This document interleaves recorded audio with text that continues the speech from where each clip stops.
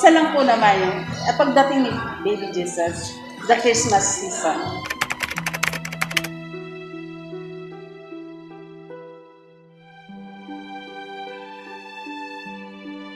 First of all, in behalf of San Isidro de Labrador Chapel of Barangay Lubola Mother Barrio, Mabalacat City, we would like to welcome you po to our chapel. Okay. Ang preparation po namin sa paghahanda ng Lubena So May Tinis, una sa lahat yung repairing. Kung may yung mga sira-sira ng mga gamit dito, rin-repair namin. Nandiyan na yung painting, then yung pagbabarniz sa main door, and then yung sa aming karo na gagamitin sa pag-parade sa 24. And then yung aming mga parol, pina-repair din po namin. Sa tulong ng mga aming community dito, lalo na ang aming buting kapitan na nag-donate para may daos namin yung mga expenses. Okay? Then second one, yung cleaning. Di pa nga po kami tapos ngayon. So, sana po hopefully sa darating na December 15, matatapos na yung lahat ng mga gawain namin dito sa chapel. And then yung pagde-decorate nga ng mga Christmas and mga decorations sa Christmas Christmas decor.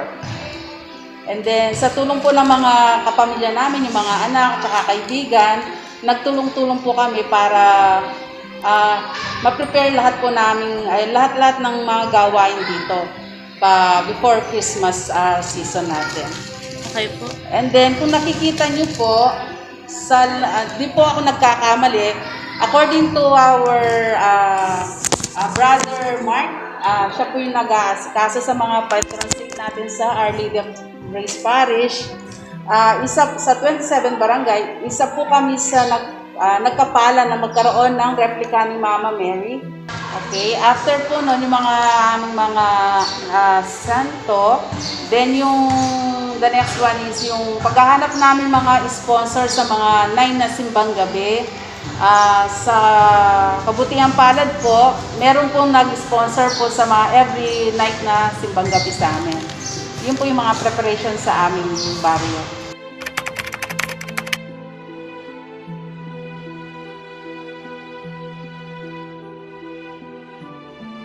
Okay, yan ang isa sa very important na occasion po yan. So, hindi lang po dito sa Mabalaquiños, sa lahat po ng mga Catholic at sa buong mundo po, sineselebrate natin yung Christmas season po, no? So, yung paghahanda po dyan kasi, from the word na, kaunti kaalaman lang po. So, Lubenas, from the word na, from the Spanish word na luz at novena, na ibig sabihin yung word of Jesus Christ. So, tinataon natin yung 9 na simbang gabi. Okay? Then yung afternoon, nung Lubenas na yon, dito tayo from December 15 to 23, and then the last day, yung 24, na kung saan nagkakaroon tayo ng Maitinis, no? From the word na Maitinis comes from the Latin word na Matins, which means Christian service of morning prayer. Which it means na si Virgin Mary at si Saint Joseph, nag-search sila sa Bethlehem for a place to stay called Panunuluyan. Okay? Which brings together Filipinos in their own journey of faith and hope. So, napaka-importante sa ating lahat yung pagse-celebrate nito dahil ito yung inintay ng lahat mula ng kabataan natin hanggang ngayon matatanda na kami.